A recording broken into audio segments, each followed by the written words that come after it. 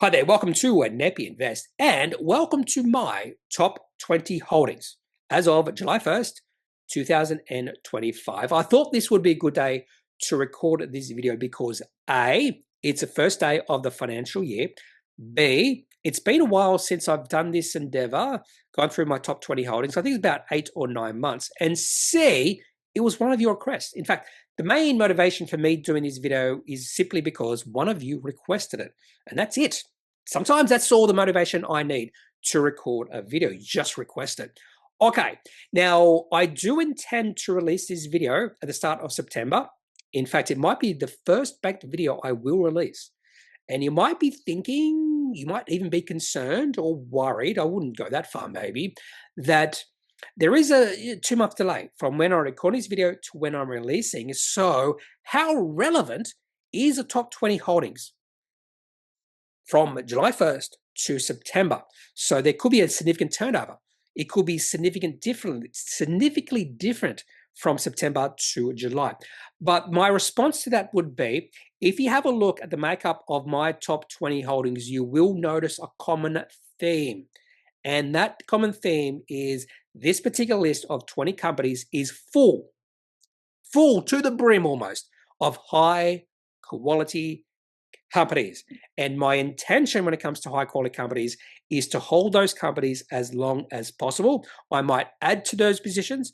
I might sell some shares in those positions if I think the company is significantly overvalued. But more than likely, most of these companies that are currently in the top 20 holdings will still be there on September the 2nd or 3rd. The other thing I'd mention is I do have about 3 or 4 trading positions in the top 20, but all 3 or 4 of these trading positions are my longest trading positions. I've held some of these positions for 2 or 3 years. So the chance I might sell out of these trading positions within the next 2 months by September 2nd or 3rd is probably quite slim. It's not 0% or 100%. Or 0%, it's probably like 2% that I will sell out of these positions, or even just one of these positions. So more than likely, the makeup of my top 20 holdings won't be dramatically different from July 1st, 2025 to September 2nd or 3rd, 2025. Okay, now before we have a look at the top 20 holdings, I'll just talk about 2 companies that almost made it into the top 20. The first company is Catapult. Now, this was one of my largest holdings until recently when I did take profits. And the main reason I took profits, the company was looking a little bit expensive. Share price popped up on a nice little, I think it was an upgrade or something like that. And I thought now is the time to take some off the table. But I did not completely sell out. And that is a bit of a shift I made with my investing strategies. Instead of completely selling out a position, I might just sell out a half and just see what happens. So I still have a fairly large position in Catapult, and it's still a trading position. And the other position or company that almost made it into the top 20 is EZZ Life Sciences. Now, originally I was trading this. Then I took profits about 8 or 9 months ago. Maybe it was even longer than that. Share price has pulled back a fair bit. The chart is starting to look a little bit more interesting, and there is a chance, because I'm thinking about it, that I might add to my position in EZZ as a longer-term position and also a trading position. So there is a chance that by September, EZZ could be near the top of this list. Just a chance, depending if I do start trading it again. Okay, now on to the top 20. And what I've done is I've broken this list of 20 into different sections. So I'll have a look at companies coming in between 20 and 17 in the first slide, and then we'll go in blocks of 3, 16 to 14, 13 to 11. Then we'll have a look at 2 companies at a time, so 10, 9, 8, 7, 6, 5, and then eventually we'll go and have a look at 1 company at a time. I think that's like the top 2 holdings. Yeah, the top 2 holdings, 1 company at a time. Okay, so let's start off with looking at the companies coming in at number 20 to number 17. Now, also mention, I might have a look at the charts after I've gone through the top 20 holdings, depending on time. So let's get into it and have a look at those companies coming in between 20 and 17. Okay, so coming in number 20, we have AUB Group. So I would consider AUB Group to be either a quasi high quality company or a high quality company. I've had it for a few years now. or maybe a year or so. And they did a capital raising, and I did participate in that capital raising. So that's one of the reasons why AUB Group is in my top 20. Coming in 19, we have probably the smallest company in the list of 20. That is Stealth Group.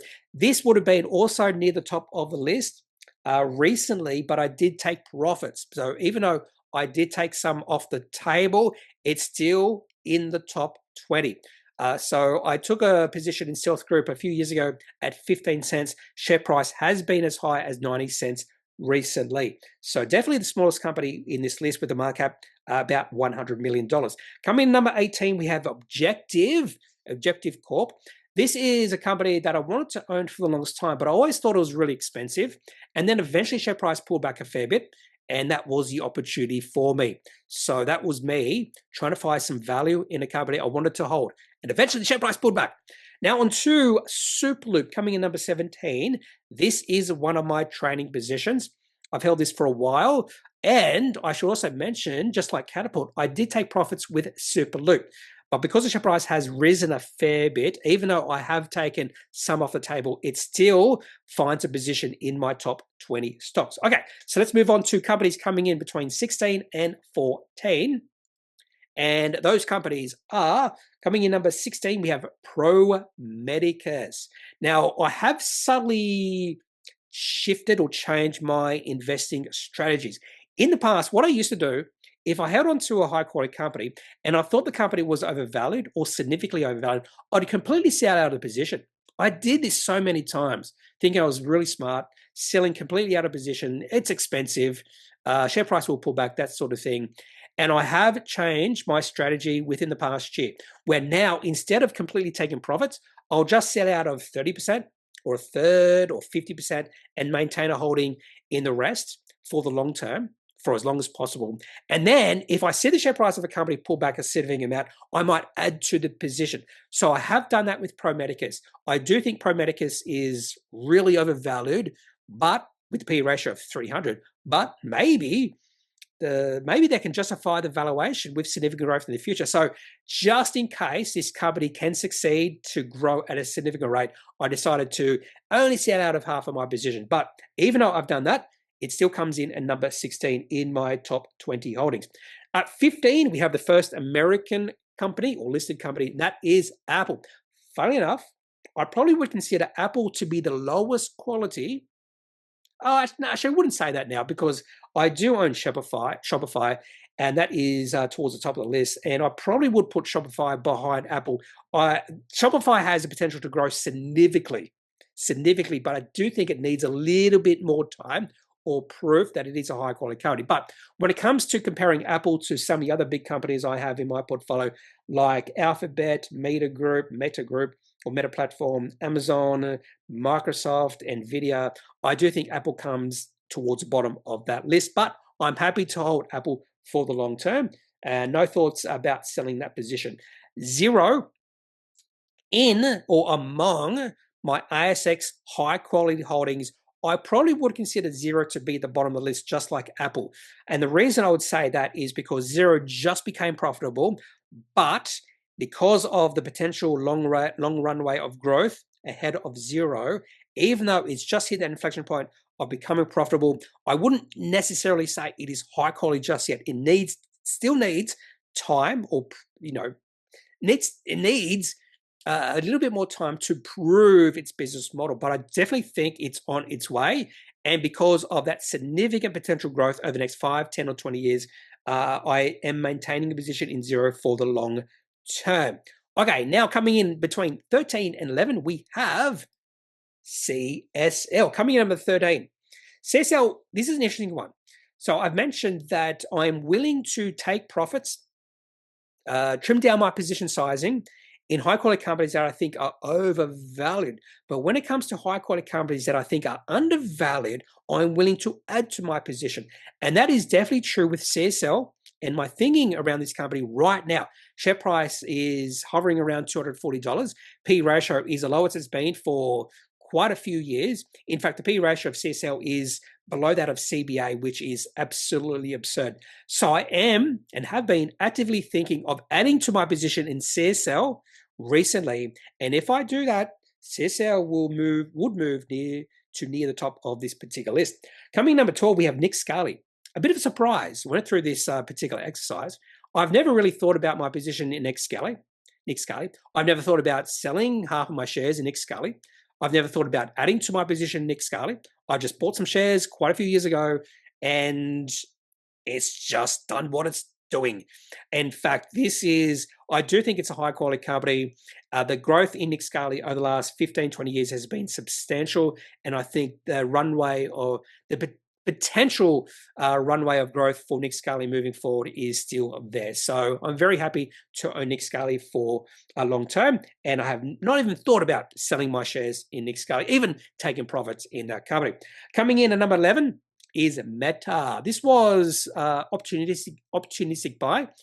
Share price of Meta was in an uptrend. They released their quarterly results a few years ago, and share price dipped 10%. I thought this was an overreaction from the market, and we often see that happen with American investors. They sell just on quarterly results, and a lot of times, because it's an overreaction, it's an opportunity for those who want to own a company for the long term to buy at a nicer price. So I bought Meta on a quarterly share price dip, and the share price has gone up about 60, 70% since then. Okay, now on to the top 10 stocks. Starting off with REA Group coming in at number 10. This is an interesting one. If I looked at all my companies I've ever held, I've held REA Group longer than any other company. In fact, I first bought REA Group back in 2012, I think, or 2013, and then I had it for about 10 years. Then I briefly sold it. When I say briefly sold it, I briefly did not hold REA Group for about a year.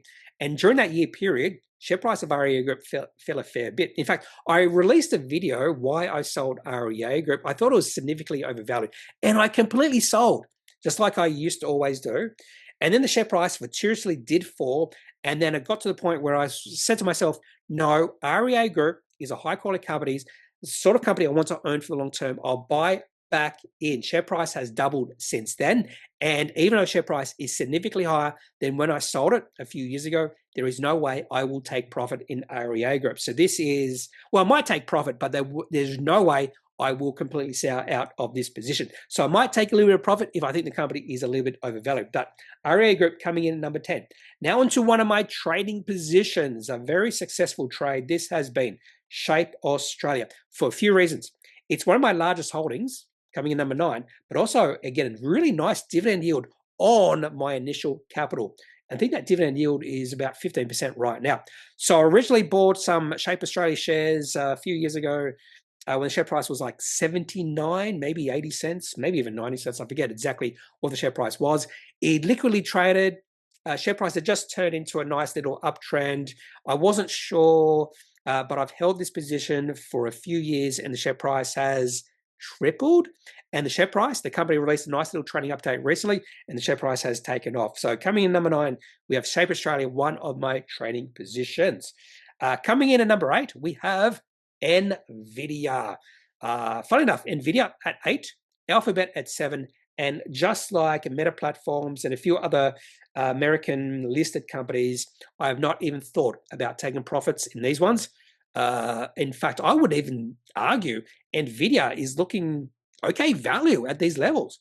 Even though share price has risen significantly since I bought, it's still looking pretty good because of the significant growth the company has experienced in the past few years. Alphabet P/E ratio, last time I looked, was like 18 or 19, which is significantly lower than some of the biggest companies on the ASX who have very little growth. I won't name those companies, but these companies on the ASX have very little growth expected over the next 5 to 10 years, while Alphabet might be significantly bigger in 5 to 10 years. So if I had a choice between Alphabet and one of these big Australian companies, it's going to be Alphabet every single day of the week. Okay, coming in at number 5, we have number 6, sorry. Coming in at number 6, we have Telix Pharmaceuticals. Originally, this was a trading position. I bought at $6.66 when they released the quarterly results a few years ago. And the first thing that I noticed when I saw these quarterly results was the significant growth in revenue. Well, it's actually receipts because it's Appendix 4C, which looks at cash receipts. Anyway, so one of the things I do look at or look for in a company, particularly for a high quality company, is growth. growth in revenue, growth in earnings. And when I saw this significant growth in Telix Pharmaceuticals receipts, I went, I think this could be a nice little trade. And then as I delved deeper into this company, I realized, maybe I want to hold this company for the longer term. Now, the chart has looked really good until recently. In fact, if I was trading Telix, because the chart has looked a little bit more bearish, more than likely I might have taken some profits, might have taken half off the table, but I've decided not to do that. Okay, coming number 5, we have Amazon, another one of those American-based companies, not based, yeah, they are based, I suppose. American listed companies is what I meant to say. And again, just like all these other American listed companies, I've not even thought about taking profits with this one. Not even thought about it. And I don't think Amazon is that expensive. So yeah, so that's all I've got to say about Amazon. Just like the company coming in at number 4, which is Microsoft. Just like Amazon, Alphabet, Nvidia, Meta Platforms, not even thought about taking profits with Microsoft. And as the share price keeps on rising, this company keeps on going up this list. I think it does. Anyway, so Microsoft, my 4th biggest holding. Coming in number 3 is one of my trading positions at Genus Plus. Genus Plus. This was a really interesting one because just like Shape Australia, when I initially took a trading position in Genus Plus many years ago, I was concerned about the liquidity. And then I sold out. And then the liquidity suddenly increased. And I went, okay, I'm going to start trading this again. And so this is a case that I bought back in after I sold. And I bought back in at a higher price. So never, ever be hesitant about buying back in when you realize maybe you made a wrong decision. And I do know a lot of people refuse to buy back in companies that have already sold out. And if I had done that with Genus Plus, it would not be my 3rd biggest holding. Now, this one has a potential to become one of my biggest holdings because the share price just keeps on going up. So as long as the share price keeps on going up, the other thing I should mention, Genus Plus keeps releasing contract wins after contract wins. They're in the right space.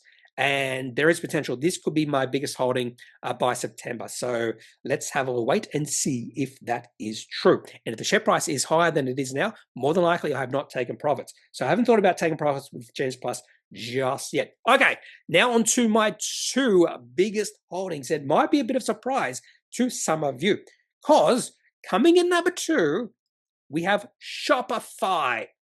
Who would have thought of this one? Shopify is my 2nd biggest holding.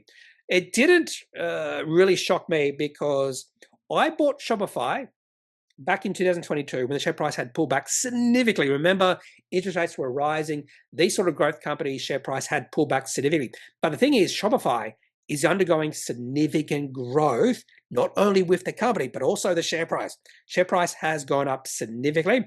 And just like many of my other American holdings, I have not even thought about selling this one because I think this company has the potential to be significantly bigger in 5 to 10 years. So no thought about selling this one. Now on to my largest holding. See if you can guess it. This is an American listed company, although they have another country's name, another country in their name. And that company is Taiwan. Move this over here. Taiwan Semiconductor Manufacturing Company. Okay, so the story behind this one is a few years ago, I had a look at TSMC and I saw the P/E ratio was like 17. I was like, 17 for this company, that seems low. That seems low. So I thought to myself, this is the time to buy TSMC. I think the market is not understanding the potential growth. Now, I did buy this one before Nvidia, and the share price of TSMC has gone up significantly since I bought. Funny enough, I wrote down TSCM in my notes. Anyway, TSMC, the main reason this is number 1 is not because my initial position was higher than other positions. It's just the share price of this company has gone up more significantly than some of the other holdings. And I think one of the reasons behind that is because when I bought TSMC, the P/E ratio or the valuation of the company was much lower than it should be. So I would have said this company was significantly undervalued when I bought shares in it. Okay, so that is my top 20 holdings. Now I'm just going to go through the charts of these 20 companies. Now, because the majority of these companies are high quality, I tend to focus on weekly charts. And that's what I like to look at for high quality companies, weekly charts and the 200-week moving average. And you'll notice a common theme among all these charts. Share price have been or are in beautiful uptrends. And when the share price gets towards or nears the 200-week moving average is a great time to buy any or all of these companies. Now, when it comes to my trading positions, I'll probably focus on the daily chart because that is what I look at when I'm trading a company. I look at the daily chart and the 25 and 100-day moving average. Okay, so let's start off with AUB Group. This goes back to almost 10 years. And yeah, this is a nice, beautiful chart. When the share price gets below the 200-week moving average, has been a great time to buy. The last time that happened was in June 2022. The share price was $16. So if you bought then, you have doubled your money. So AUB Group, definitely a high quality company in my opinion, if not quasi high quality. Now, Stealth Group, it is a trading position. If we have a look at the daily chart, it's still moving up. Now, the one concern I do have is the most recent high. In fact, the two most recent highs have been lower than the high this company saw back in May, and that high was 96 cents. So that is like the first sign that maybe this beautiful uptrend in Stealth Group is coming to an end. And that's one of the main reasons I did take some off the table for Stealth Group. Objective Corporation, go back to the weekly chart for this one. Yeah, so for the longest time, I wanted to hold this company. And you can see the share price rose significantly between 2019 and 2021. And you can see the share price well above the 200-week moving average. Then the share price pulled back significantly. The other thing I think I've taken away, there was a downtrend line somewhere here. I think I put it there. And when the share price broke through the downtrend line was the first sign that maybe the downtrend was coming to an end. Share price did fall below the 200-week moving average back in the middle to late 2023. And I bought just as the share price started to turn upwards. So Objective Group or Objective Corp has gone up 50% since I bought back in, when was that? Start of 2024. Superloop, this one is a no-brainer. This was a beautiful breakout back in early 2024 at 80 cents. And what can you say about this chart? It's a beautiful chart. Share price has gone from 80 cents to a high of $3.20. And there's no end in sight to this beautiful uptrend. The company also released an upgrade recently. Now on to Pro Medicus. And let's have a look at the weekly chart for this one. Interesting weekly chart. Okay, so that's me buying at 55.25, and I thought even at that point it was quite expensive. Who would have thought that the share price would go up fourfold, well actually fivefold since then? But the funny thing is, if you have a look just then at this point, and have a look at the 200-week moving average, share price bounced off the 200-week moving average during COVID-19. It also bounced off the 200-week moving average back in June 2022, almost perfectly. So again, the 200-week moving average does work for many companies. Since then, the share price has remained above the 200-week moving average quite significantly, but it got almost close back on the 7th of April. Share price did get to $160. The moving average was about 120. So that would have been the last good buying for Pro Medicus. I am a little bit concerned, not overly concerned. The share price has failed to get to new high, possibly a double top there, but I'm not trading this one, so I don't really care about double tops. Okay, Apple. So Apple, yeah, this is just the chart of a high-quality company. Just have a look and compare the 200-week moving average to the share price. And the time to buy Apple is when the share price gets to 200-week moving average, almost perfectly. This is almost perfectly. If you go all the way back to 2009, during the GFC, it did fall below or was below the 200-week moving average for quite a while. But ever since then, bounce off it back in 2013, bounce off it in 2016, bounce off it during the 2019, almost bounced off it during the COVID-19, and we can see it almost bounced off it again in January 2023, and recently the share price of Apple bounced off the 200-week moving average. That was on the 7th of April. Share price hasn't really moved since then, so I think this could be still good buying if you're just looking at the chart. But I do think because of lesser growth than what I would like, I don't think Apple is that great value. It's not significantly undervalued or anything like that. Zero. Zero, this was an interesting one I bought. So when I initially bought this, again, it was, I think this company has potential. I'm not sure if these are longer term hold. So maybe this is more of a trade, but I've changed my opinion on Zero from more like a trade to more like a high or long-term position. And the share price has doubled since I bought. So no qualms with this one. And the other thing you notice is I did buy as a share price just moved above the 200-week moving average. So that was a good time to buy. It was a long period when the share price was below that particular moving average. CSL, well, CSL share price has been going sideways for about 5 years, maybe even longer than that now. And I've been saying and thinking with the share price just hovering around 240, which is a nice little support zone for CSL.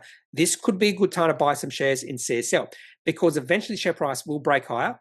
And when I say break higher, I mean above 320, 340, because eventually with a consolidation period, the share price will go higher. We've seen this before with CSL. Share price goes in or moves in a sideways consolidation phase for a while and then breaks out. Last time we saw this was back in or between 2007 and 2012. So a 5-year period, the share price went sideways and then it broke out. And notice, you can see the share price back then, 2012, share price went below the 200-week moving average, and then the share price went in a beautiful uptrend.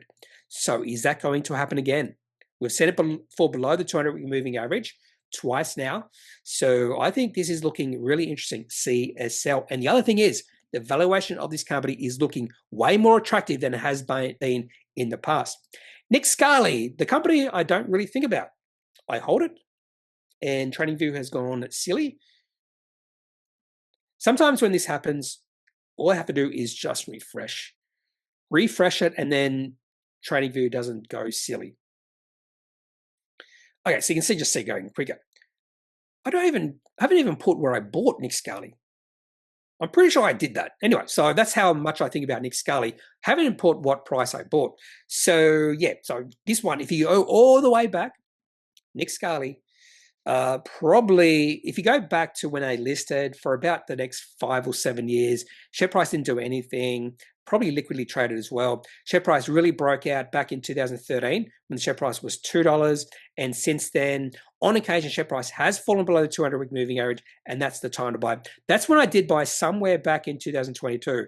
Yeah, so this is the chart of a high-quality company. And the share price has just pulled back from all-time highs just recently. So no complaints there. Meta Platforms.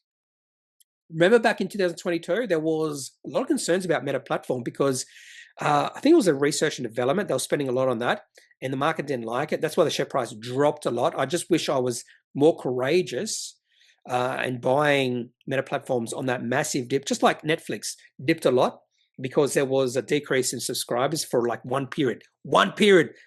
Decrease in subscribers. Everyone panicked, sold their Netflix.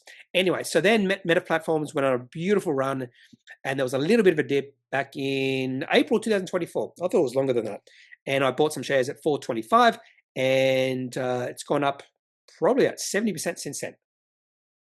And by the way, share price is well above the 200-week moving average, so I wouldn't think there is really good value with Meta Platform. So what I'm looking for when I do have a view of these charts on occasion is I'm just looking at where the share price is compared to the 200-week moving average. If the share price is well above, like Meta Platforms right now, I have not even a thought about buying more shares. If I see the share price drop below the 200-week moving average, that is when I have a think. Maybe now is a time to add to my position. That is my new investing strategy. REA Group. So there is buying at 140. Share price just popped up from the 200-week moving average. I sold back in late 2021 at about $170, I think it was. Bought back at 140. Share price now is well above. So this is another case of don't be hesitant about buying back in. So I bought back in, and the share price is well above where I sold it back in 2021. And again, if you just compare the share price, the chart or the share price to the 200-week moving average, whenever the share price of REA Groups falls below that particular moving average is a great time to buy. And that's true, has been true ever since, well, almost ever since it listed back in 1999. Okay, Shape Australia, another trade I am making. Let's have a look at the daily chart for this one. So I bought Shape Australia. Oh, $1.86. For some reason, I thought it was like 86 cents. $1.86 back in January 2024. So this has been an 18-month hold right now. And there's no reason for me to even be thinking about selling this one. Share price has gone on a really good run over the last month. In June, in fact. It's gone from about 330 to 440, but they also release a really good trading update. So no thought about selling this one just yet. NVIDIA, weekly chart for NVIDIA.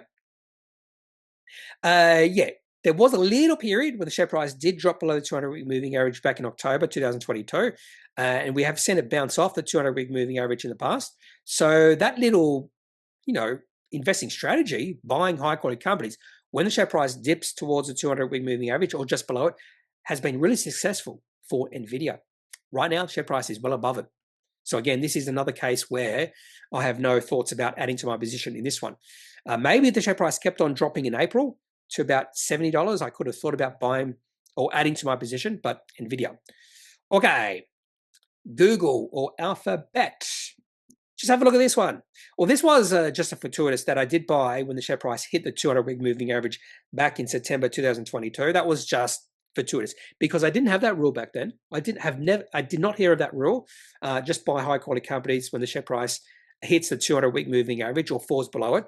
And I just looked at these American companies during that period and went, oh, these companies are looking attractive. And same thing can be said for Alphabet. Just buy it. In fact, it's only happened twice since it listed, back in the COVID-19. By the way, this listed in 2014. Really? It was only 2014. Jeez. And it's only fallen at or to and below the 200-week moving average twice. Telix Pharmaceuticals. So this was a trade at one point.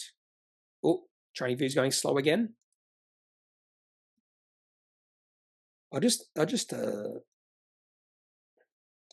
Something I've been doing more and more now with TradingView is just have to refresh it.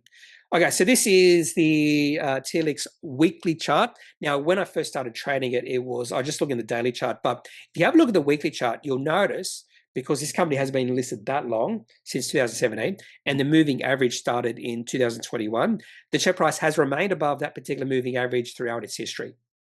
Yes, throughout the history. So nothing much you could actually glean from this. With share price has pulled back recently, and I did mention that if I was trading this, that maybe I would have taken some off the table because this has been the bearish. This particular chart has looked since probably 2023. Beautiful uptrend. We've had a moving average crossover, but because I do own this for the long term, I don't really pay attention to a chart. But I did notice the other day that this one has turned a little bit more bearish. Now back onto the weekly chart for Amazon. And we'll go back to the 200-week moving average, just seeing where I bought this. I did buy this one below the 200-week moving average. There you go. And in fact, if you go all the way back, that was one time share price went below the 200-week moving average. And the previous time before that was during the GFC. In fact, before that, I probably wouldn't have considered Amazon to be a high-quality company. And so if that is true, only once since the GFC has the share price of Amazon been below the 200-week moving average. And recently it did bounce off it back in April. There you go. What about Microsoft? Well, Microsoft, this one is perfect. Couple of beautiful bounces off the 200-week moving average. And the most recent one was again in April. So that was, or looked like, a good buying opportunity for Microsoft. And if we keep going back through time, share price started to move up back in 2013 after the share price went sideways for about 15 years. So that was the time to think about buying Microsoft. But I would say back in 2013, there would have been many people thinking Microsoft as a high-quality company. And there would have been a lot of shareholders who saw the share price go sideways for 15 years, and probably when the share price started to go up, they sold because, the share price is going up. We can sell our shares in Microsoft at, say, $50. Share price is now $500, and they've missed out on a 10-bagger. And the other thing is Microsoft is at an all-time high. Genus Plus, we'll go back to the daily chart for this one. And again, Microsoft. And again, TradingView. I've said the wrong company there. We'll have a look at that moving average. So I bought Genus Plus back in start of 2024, $1.39. I originally bought Genus Plus on this little breakout back in June 2023. Share price was a beautiful breakout, by the way. On that particular day, share price rose 7.84%. The one thing I didn't like was the lack of liquidity. So I sold out a little bit higher than it was. And then against probably about $1.15. And then I bought back in $1.39. So I bought in at a higher price than when I sold out. So there would be some investors, even some traders, who would be hesitant about doing that, because why would I buy back in to a company that I sold out at a lower price? That does not make sense. I can't do it psychologically. I just cannot do it. So I bought it at $1.39. Share price of Genus Plus now at $4.17. So share price is $2.70. What is that triple? That is almost triple, if not triple. And by the way, company just released some more contract wins, and I believe they also released a profit upgrade. Anyway, chart looks beautiful. Shopify. Have a look at the weekly. So the main reason I bought Shopify is I do like the potential of this company moving forward. Share price dropped a lot in 2022. In fact, the share price dropped from $170 down to $25. And I didn't quite buy at the low, very close buying at the low, but not quite the low. I wouldn't necessarily look at the 200-week moving average for this one, because I'm not sure if I would say Shopify is a high-quality company. This is sort of like where Amazon was between when it listed and maybe 2008. So I do think Shopify has a potential to be one of those high-quality companies that everyone wants to own. I don't think it's there just yet, but everything's moving in the right direction, and this has gone up 300% or 200% since I bought. And so this was just an opportunity to buy a company I had been following for a while. And again, you can't time the exact bottom. And finally, Taiwan Semiconductor Manufacturing Company. Again, this is another one where I did not buy at the absolute low. So that was at about $60 back in October 2022. But when I did have a look at it back then, you can see the share price did dip below the 200-week moving average for a period of time. And I just bought it as it went back above. And the share price went sideways for a while after that. But yeah, this was just based on valuation. And if you have a look at the chart going all the way back, yeah, it seems like, well, maybe not. Well, it did drop a lot during the tech bubble burst. But really, since GFC, the share price has remained above the 200-week moving average, except just before I bought. Okay, so that's the charts, and that is my top 20 holdings. If you have any questions, any thoughts, leave those in the comment section of the video. Otherwise, I'm not a financial holder, in fact, financial advisor. If you do need financial advice, make sure you seek out someone who is qualified and can speak to your own financial needs. That's it for this video. Have a good day. Bye.